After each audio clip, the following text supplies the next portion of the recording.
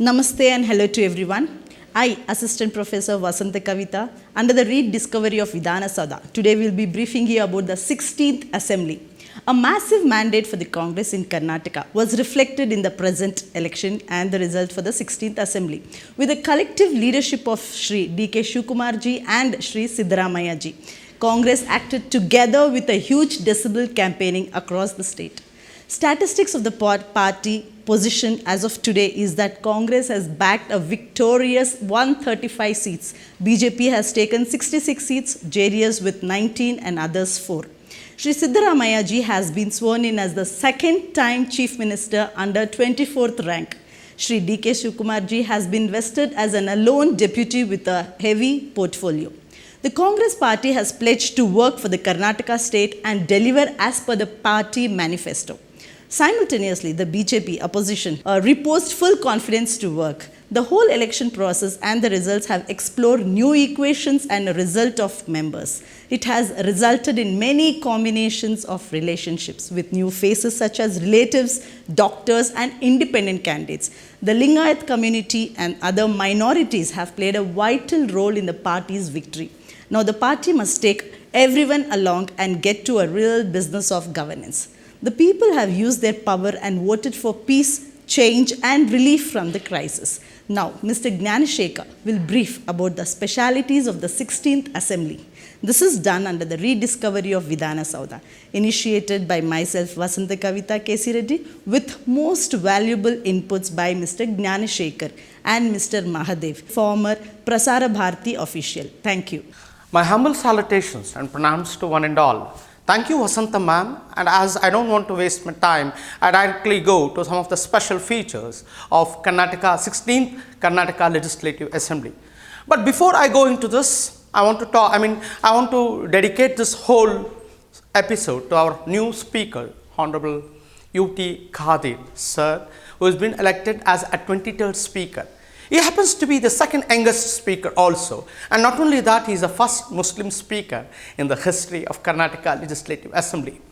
As you know that many of the speakers have been elected, and in the sense previously he started his political career from NSU. After that, he started as a deputy leader, recently. And before that, he was during Siddaramaiah's tenure from 2013 to 18. And he discharged his portfolio very effectively, and he worked as a food minister, and he also worked with other portfolios also. Apart from this, again recently in 23, in the previous year where the Congress was in opposition, he worked as a deputy leader very effectively. And it may be recalled that when he became the first, in 2017 when he became the first MLA, he raised the highest questions. And he got also the award, and there was a heap of praises when he was unanimously elected as a speaker, and not by the Honorable Chief Minister, and as well as T.B. Jayachandra suggested him to bring in a lot of reforms, and many of the senior members of the House, they suggested him they gave a lot of suggestions also. But finally, what the Speaker, and in his concluding address, the Honorable Speaker emphasized that he goes with the Gandhian and the Ambedkar pathway. Likewise, this is the first intro, and he had his education at SDM College in Bangalore, and he finished as law graduate. Being himself as a law graduate, we have a very vibrant speaker also. And there are many things set in to transform the whole Karnataka Legislative Assembly. Then, next, coming to the composition of the whole House. The party position of the whole House is Congress. It has scored 135. Next, BJP 66.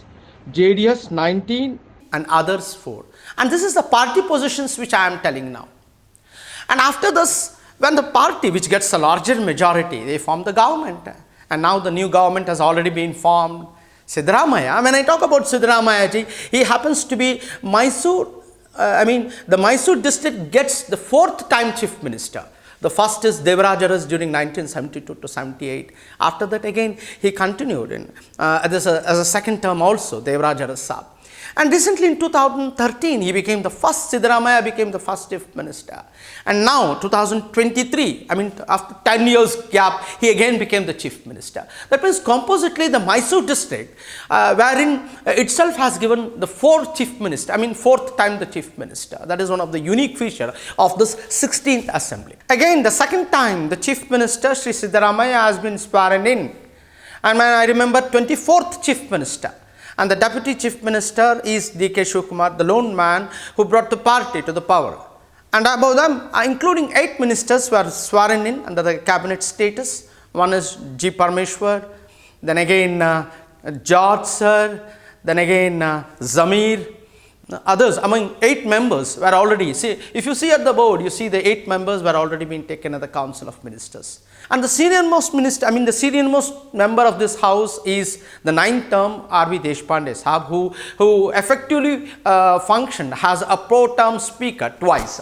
And the next, the oldest member of the house, Shamnur Shivshankarpa, he is 91 years. And the youngest is 23 years, that is another member, I mean these two. And even the Wafer-thin majority, when you say that D.K. Shivakumar won by 1 lakh, more than 1 lakh votes, but even 17 votes, I mean especially Ramamurthy, that is at Jainagar, a BJP candidate won with a Wafer-thin majority with just 17 votes. And coming back to the relationship, I mean, Sharath Bachegowda as well as Puttranga Shakti from Chamrajpet, they are father-in-law and father-in-law, he is father-in-law and he himself as a member. That is one composition. And father and daughter, if you say K.H. Muniyappa and daughter Rupakala, they are father and daughter, they are composite to the 16th assembly.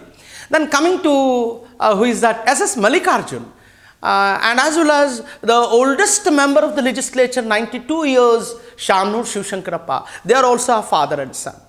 The next, coming to this Bengaluru, when we talk about Govindaraj Nagar and Vijayanagar, I mean beside that Mr. Krishnappa and his son Priya Krishna, they are also father and son.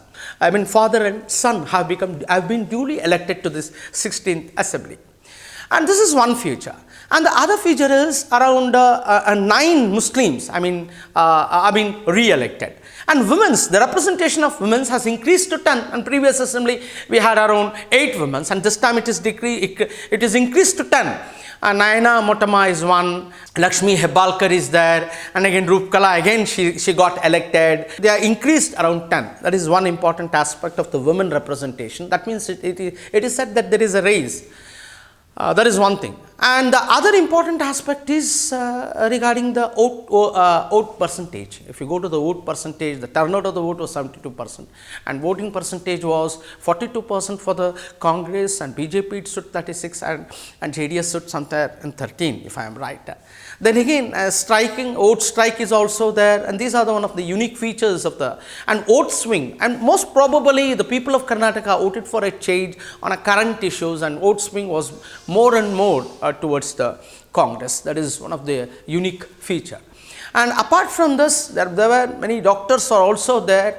And see, the other important feature which I can say is that when you go to the map of the entire Karnataka, when we see the map of the entire Karnataka, the blue, wherever you see the blue color, that is where the Congress has won, and I mean the saffron color with the BJP, and the green, that is JDS, is indicated. And if you go to the entire Bangalore also, around I think Bangalore, half of the Bangalore is occupied by BJP, and half of the Bangalore is occupied by the Congress also. If you see the map, especially in different constituencies, we have around 28 constituencies. Most of them it's clearly announced, and that is already there in the map. It has been clearly represented.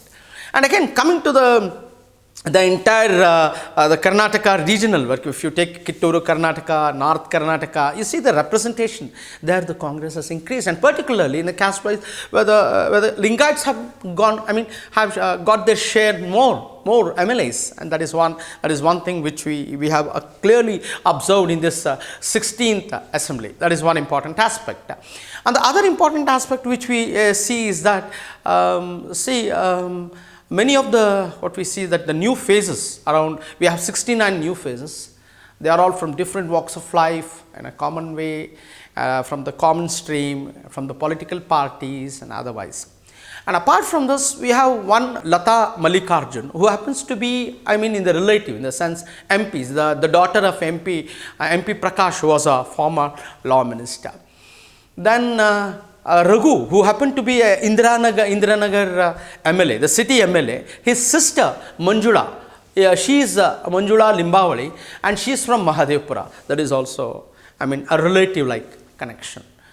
And above all, when you see, these are the many important factors, much more factors will be told.